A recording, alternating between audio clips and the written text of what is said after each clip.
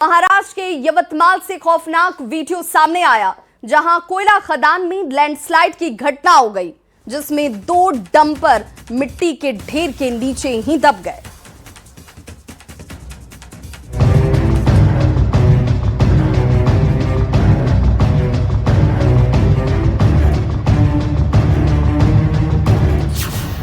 कोयला खदान में हादसा, दिल दहला देने वाला लैंडस्लाइड।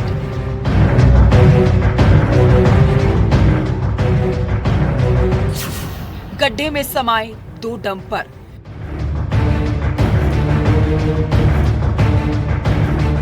महाराष्ट्र के रावतमाल से ये खौफनाक तस्वीरें सामने आई, जहां देखते ही देखते लैंडस्लाइड हो गया। 1 मिनट 26 सेकंड का ये वीडियो अचानक मिट्टी और पानी के साथ साथ नीचे की ओर बहते हुए आप देखेंगे।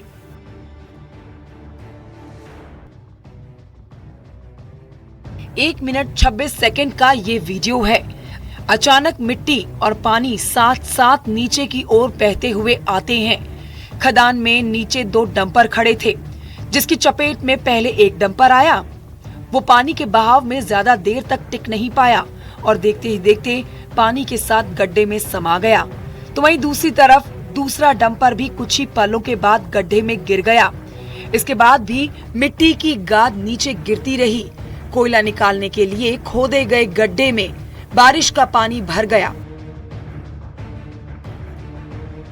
जिसके बाद ओवरफ्लो से सैलाब आ गया। गनीमत रही कि दोनों ड्राइवरों ने समय रहते छलांग लगाकर अपनी जान बचा ली। पूरी घटना कैमरे में कैद हो गई है।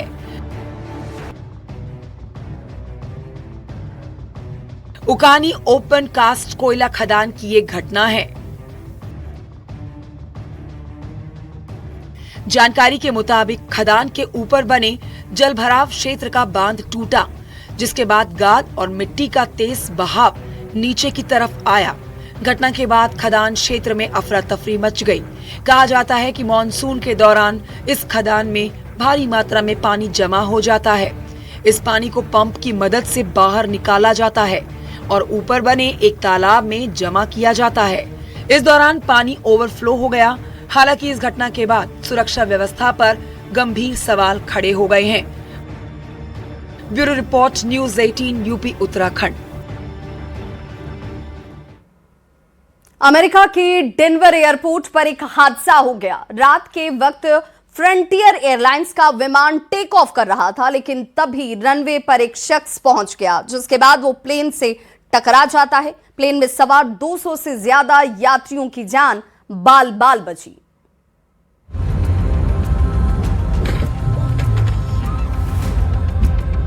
प्लेन के टेक ऑफ के दौरान हादसा।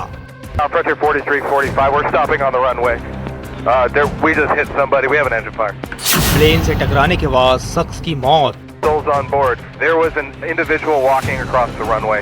We've got smoke in the aircraft. We're going to evacuate on the runway. बाल बाल बचे 231 यात्री।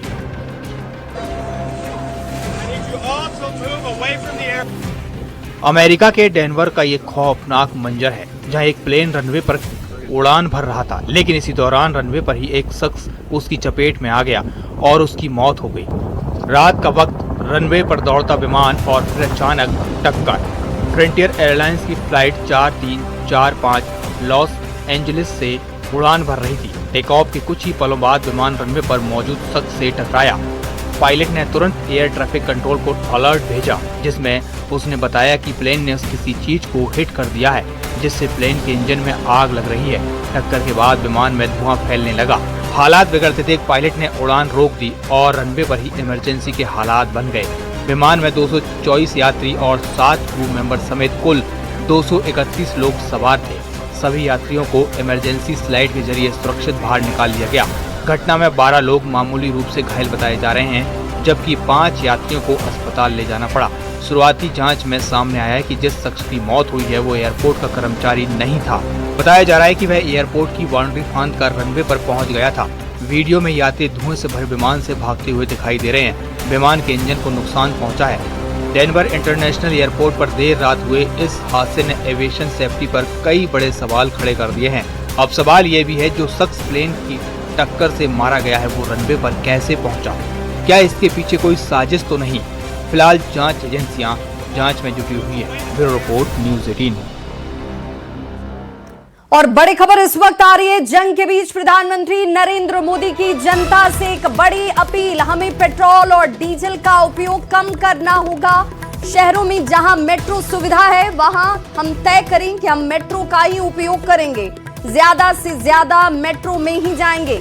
अगर कार में ही जाना जरूरी हो तो फिर कार पूल करने का प्रयास करें और भी लोगों को अपने साथ बिठाएं। आजकल विदेशों में शादियों का, विदेशों में घूमने का, विदेशों में वैकेशन पर जाने का मिडिल क्लास में कल्चर बढ़ता जा रहा है और हमें ये तय करना होगा कि जब ये संकट का काल है तो कम से कम 1 साल के लिए हमें विदेशों में जाने की बातों को टालना चाहिए।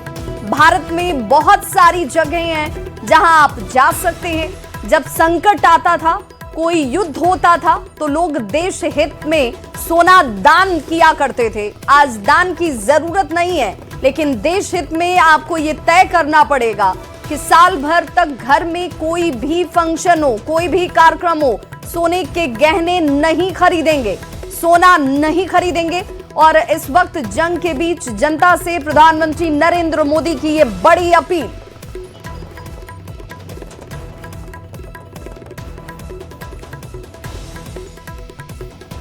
तो जंग के बीच जनता से प्रधानमंत्री की अपील, जिसमें उन्होंने लोगों से कम पेट्रोल और डीजल के इस्तेमाल करने की अपील की है। उन्होंने कहा है कि जहां शहरों में मेट्रो की सुविधा है वहां पर लोग ज्यादा से ज्यादा मेट्रो का इस्तेमाल करें, मेट्रो से आवाजाही करें। बहुत जरूरी अगर कार से आवाजाही करने की है तो आप पुल सर्विस का इस्तेमाल करें, जिसमें आप अपने साथ दूसरे लोगों को भी उस सेवा से जोड़ें और कम से कम वाहनों का इस्तेमाल हो, यह सुनिश्चित होना चाहिए।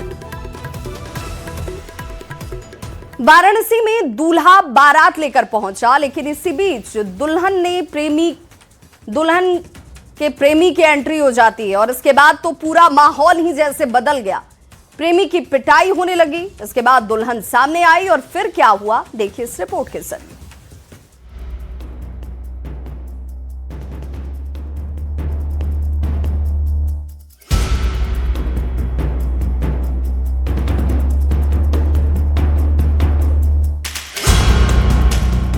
शादी समारोह में बॉयफ्रेंड की एंट्री। हंगामे के बाद बॉयफ्रेंड की पिटाई। दुल्हन बीच में आई, बारात बैरंग लौटी। 80 और 90 के दशक में कई फिल्में ऐसी बनी हैं जिसमें हीरो हीरोइन अपने प्यार के लिए सब कुछ दांव पर लगा देते थे, खुलेआम बगावत कर देते थे। लेकिन वाराणसी में ये कोई फिल्मी कहानी नहीं, बल्कि प्यार के लिए दुल्हन ने अपनों से बगावत कर दी और दूल्हे से शादी करने से इनकार कर दिया। लोहता थाना क्षेत्र के छितौनी गांव में शादी का मंडप सजा था, बारात पहुंच चुकी थी, लेकिन तभी एंट्री हुई उस शख्स की जिससे दुल्हन बेइंतहा प्यार करती थी। प्रेमी के आने के बाद शादी का माहौल पूरी तरह बदल गया। दुल्हन का बॉयफ्रेंड वहां पहुंचकर खुलेआम शादी की जिद पकड़ लेता है। ये सुनते ही माहौल गर्मा गया। दुल्हन के परिजनों का गुस्सा 7वें आसमान पर पहुंच चुका था। इसके बाद प्रेमी की पिटाई शुरू कर दी गई। उसे वहां से चले जाने के लिए कहा गया, लेकिन वो कहां सुनने वाला था। दुल्हन को भी इसकी खबर लग चुकी थी। इसके बाद उसने जो किया उससे परिजन भी सन्न रह गए। दुल्हन ने भीड़ के बीच ऐलान किया कि कोई उसके प्रेमी को हाथ नहीं लगाएगा। ये सुनते ही वहां पर सन्नाटा छा गया। लड़की ने अपने प्यार की खातिर शादी से मना कर दिया। इससे दूल्हे पक्ष को तगड़ा झटका लगा। यहीं से कहानी पूरी तरह बदल जाती है। दुल्हन के इस फैसले के बाद दूल्हा बिना दुल्हन के ही बारात लौटा देता है। दुल्हन के रूप में सजी प्रेमिका बीच में कूदी और साफ साफ कही थी, खबरदार किसी ने अगर पवन की पिटाई की। इसके बाद मामला बढ़ा। आया हुआ जो बारात था वो वापस लौट गया। पूरी पंचायत स्थानीय पुलिस चौकी पर पहुंची। मामला पुलिस चौकी तक पहुंचता है, जहां घंटों पंचायत चलती है। दुल्हन अपने प्रेमी के साथ शादी करने की जिद पर अड़ी रहती है और फिर दोनों परिवारों की रजामंदी के बाद प्रेमी से ही दुल्हन की शादी करवा दी जाती है। वाराणसी से रवि पांडे के साथ bureau report, news 18, UP, Uttarakhand.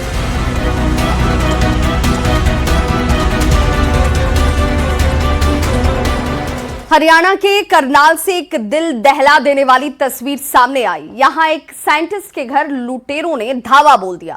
लुटेरे ने साइंटिस्ट की मां पर जानलेवा हमला किया, लूटपाट की कोशिश की, लेकिन बुजुर्ग महिला ने डटकर इनका मुकाबला किया और आखिरकार लुटेरे को यहां से भागना पड़ा। पूरी घटना सीसीटीवी कैमरे में कैद हो गई।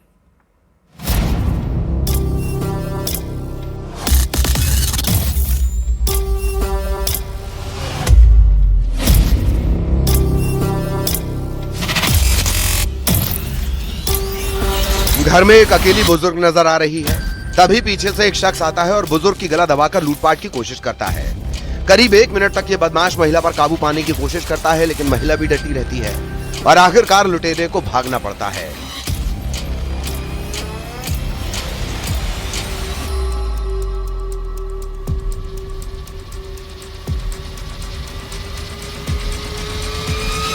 तस्वीरें करनाल के केंद्रीय मृदा लवणता अनुसंधान संस्थान के आवासीय परिसर की हैं। संस्था में कार्यरत वैज्ञानिक के घर में घुसकर स्कूल वैन के चालक ने बुजुर्ग महिला का गला दबाकर लूटपाट की कोशिश की। पूरी घटना घर में लगे सीसीटीवी में रिकॉर्ड हो गई है। जो ड्राइवर मेरा पोता को ले जाता था ना स्कूल, वही आया 11 बजे और आके बोला कि हथार उल्टी हुआ है कि कपड़ा दे दो आंटी। तो हमने कपड़ा लेने आ गए, गला था पकड़ लिया। कपड़े से गला दबाया? हाँ, पीछे से हम कपड़ा लेके उसका गया, यही था, यही पकड़ लेता। लेकिन एक अम्मा जी आई थी, वो बोली कि आम लेके गए थे चटने के। संस्थान में वैज्ञानिक के पद पर कार्यरत डॉक्टर अमरीश चौधरी की शिकायत पर रामनगर थाने में मामला दर्ज किया गया है। पुलिस ने बताया कि अमरीश का 2.5 साल का बेटा एक निजी स्कूल में पढ़ता है। कृष्णकांत नाम का वैन चालक उसे रोज स्कूल लाने ले जाने का काम करता था। उसी ने घर में लूट की कोशिश की। अमरीश की 62 साल की मां जब घर में अकेली थी तो वो दीवार फांदकर उनके क्वार्टर D15 में दाखिल हुआ। आरोपी ने दरवाजे की घंटी बजाई और बुजुर्ग महिला को झूठ बोला कि उनके पोते की तबीयत खराब है। उसके बाद उसने शौचालय जाने का बहाना बनाया और घर के अंदर घुस गया। पीड़ित बुजुर्ग महिला के परिजनों ने बताया कि शौचालय से बाहर निकलते ही आरोपी ने अपनी जेब से कपड़ा निकाला और पीछे से हमला कर दिया और उनका गला घोंटकर उन्हें जान से मारने की कोशिश की। गले से सोने की चेन लूटने की कोशिश की। इस दौरान मारपीट में बुजुर्ग महिला के चेहरे, सिर और गले में गंभीर चोट आई। वो बहाना बनाता है कि मेरा बच्चा जो है उसकी तबीयत खराब है, उसने उल्टी कर दी है और उसे जो है उसके कपड़े बदलने हैं। इसके बाद वो कहता है कि मुझे वॉशरूम जाना है, मुझे वॉशरूम बता दीजिए। मेरी माता जी जो है उसको वॉशरूम बता देती हैं। उसी बीच में एक हमारी मोहल्ले की बूढ़ी माता जी जो रहती हैं वो आती हैं कुछ आम की क्यारियां देने। उसी क्यारियां देने से उसका जो प्लान रहता है कि उसको बाथरूम के अंदर ही गिरा के मारने का उसकी जो मंशा होती है वो वहां कामयाब नहीं हो पाता है। जानकारी के अनुसार बुजुर्ग महिला की चीख पुकार सुनकर पड़ोस में रहने वाले लोग मौके पर पहुंचे। उन्हें देखकर आरोपी भागने लगा, लेकिन भागते समय संस्थान की बाहरी दीवार पर लगे तारों में उसका हाथ फंस गया और लोगों ने आरोपी को पकड़कर पुलिस के हवाले कर दिया। दिल्ली में एक बार फिर आधी रात गोलियों की आवाज से लोग सन्ना गए। सेंट्रल दिल्ली के करोल बाग इलाके में उस वक्त अफरा तफरी मच गई जब स्पेशल स्टाफ और 2 कुख्यात बदमाशों के बीच मुठभेड़ हो गई। अप्रैल महीने के करोल बाग फायरिंग केस में फरार चल रहे शिवम और साहिल को पकड़ने के लिए पुलिस ने देर रात जाल बिछाया था, लेकिन जैसे ही पुलिस ने दोनों को घेरकर सरेंडर करने को कहा, बदमाशों ने फायरिंग शुरू कर दी। इसके बाद जवाबी कार्रवाई में पुलिस ने दोनों के पैरों में गोली मारकर इन्हें दबोच लिया।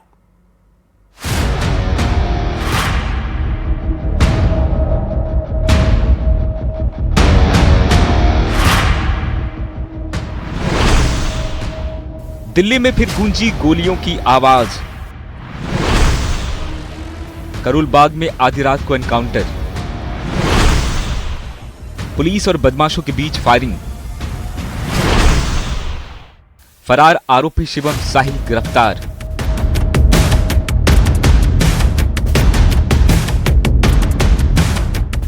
दिल्ली की रात, सनसनाहट और फिर अचानक गोलियों की तरतराहट। करोल बाग इलाके में देर रात उस वक्त दहशत फैल गई जब स्पेशल स्टाफ और 2 बदमाशों के बीच मुठभेड़ शुरू हो गई। पुलिस को इनपुट मिला था कि अप्रैल महीने के फायरिंग केस में फरार आरोपी शिवम और साहिल इलाके में आने वाले हैं। सूचना मिलते ही स्पेशल स्टाफ ने ट्रैप लगाया। सादी वर्दी में पुलिसकर्मी अलग अलग जगहों पर तैनात किए गए और जैसे ही दोनों संदिग्ध बाइक पर पहुंचे, पूरे इलाके की घेराबंदी कर दी गई। पुलिस ने पहले दोनों आरोपियों को सरेंडर करने का मौका दिया, लेकिन खुद को घिरता देख बदमाशों ने पुलिस टीम पर फायरिंग शुरू कर दी। कुछ सेकेंड के भीतर पूरा इलाका गोलियों की आवाज से गूंज उठा।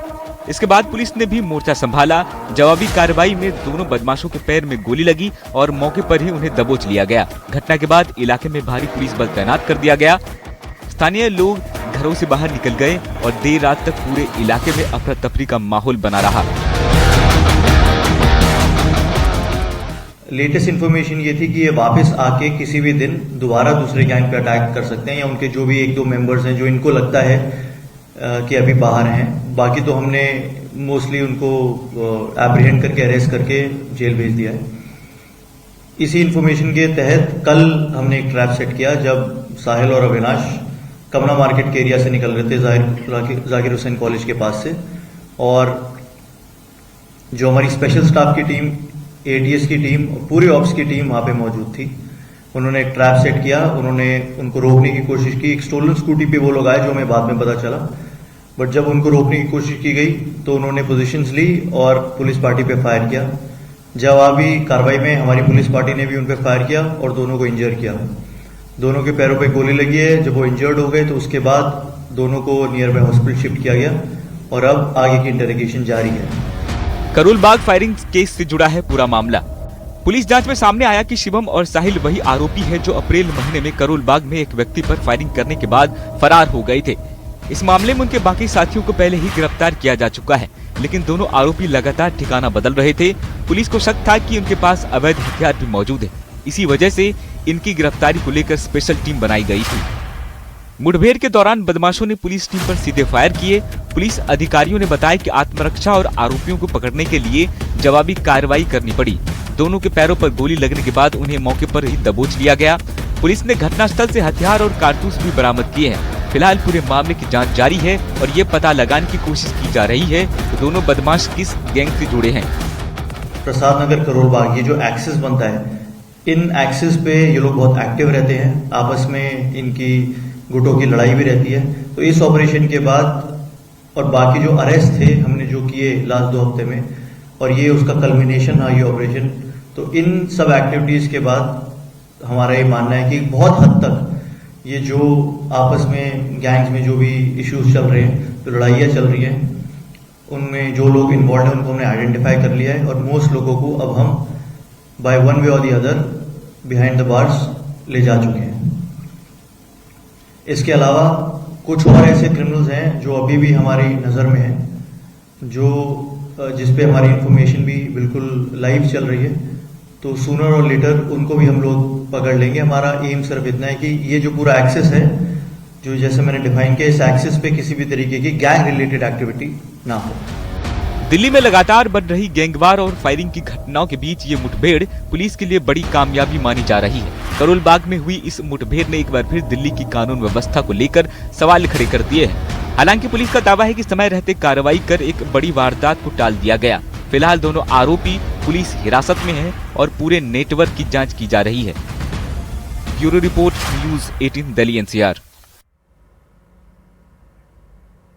और अब बात चंबल की, जहां से डकैत तो चले गए लेकिन डाकू अभी भी बचे हैं। लेकिन ये डाकू घोड़े और बंदूक वाले नहीं हैं, कलम और पर्ची वाले हैं। परीक्षा में नकल मुरैना में आम बात है।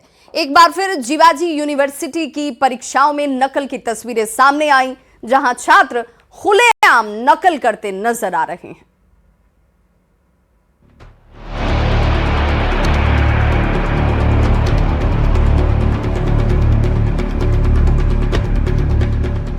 हाथों में कागज और पेन, सभी कुछ नोट कर रहे हैं। ऐसा लग रहा है कोई पढ़ाई चल रही है और सभी मन लगाकर नोट्स तैयार कर रहे हैं।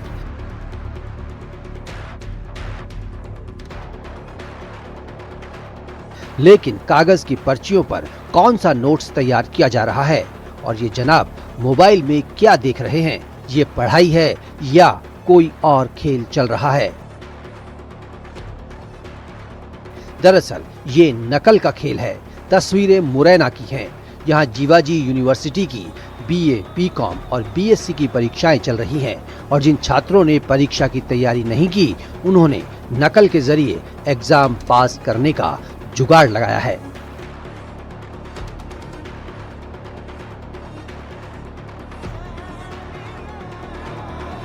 परीक्षाओं के दौरान नकल माफिया एक बार फिर सक्रिय है। शासकीय स्नातकोत्तर महाविद्यालय जौरा में बनाए गए परीक्षा केंद्र छात्र बिना किसी डर के नकल करते नजर आ रहे हैं। सोशल मीडिया पर वायरल हो रहे वीडियो ने परीक्षा व्यवस्था पर सवाल खड़े कर दिए हैं। बताया जा रहा है कि परीक्षा केंद्र के बाहर कुछ लोग झुंड बनाकर मोबाइल फोन के जरिए छात्रों को ऑब्जेक्टिव क्वेश्चंस के आंसर बता रहे थे। वायरल वीडियो में कुछ युवक मोबाइल पर प्रश्न हल करते और बाहर से उत्तर बताने की कोशिश करते दिखाई दे रहे हैं।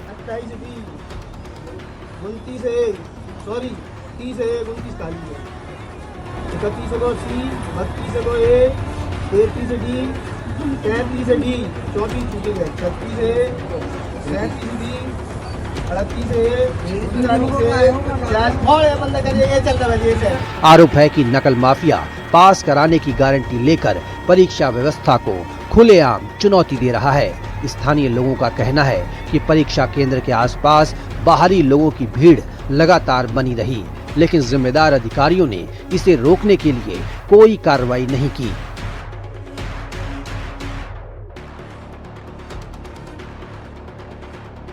जिससे यह अनुमान लगाया जा सकता है कि पूरी व्यवस्था नकल गिरोह के प्रभाव में चल रही है। वीडियो वायरल होने के बाद शिक्षा विभाग और विश्वविद्यालय प्रशासन की कार्यप्रणाली पर सवाल उठने लगे हैं। अभिभावकों और छात्रों ने मांग की है कि मामले की निष्पक्ष जांच कर दोषियों पर सख्त कार्रवाई की जाए।